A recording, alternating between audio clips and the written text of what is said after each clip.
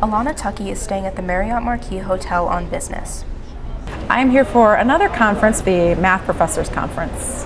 I drove from Michigan like a crazy person. Alana's journey to this point was more than just a drive from Michigan. My father was a very, sometimes physically abusive, especially my mother, but more emotionally abusive person. So my dad, when he would walk into a room, you'd feel like the energy suck out of the room, like he made you scared all the time. So when my parents' marriage dissolved, I remember turning to my mother, and I was about 13, and I said, "Mom, how are we going to do this? What's going to happen?" And she said, "Well, I have a college education, and that's one thing your father can never take away from me." Alana knew that one way or another she would get her education and do with it what her mother couldn't.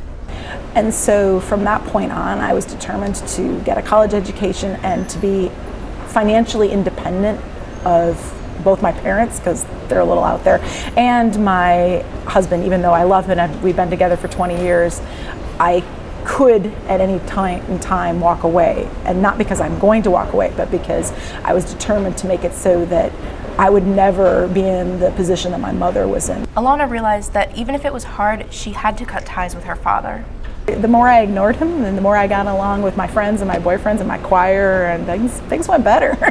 So having him out of my life was a good thing for me, but it was difficult. I mean, it was emotionally difficult. I took that energy and tried to focus it on positive things so that I could make sure that I could get out, because I really needed to make sure that I could, when I turned 18, 20, whatever, that I could walk away from the situation and not have to be forced back.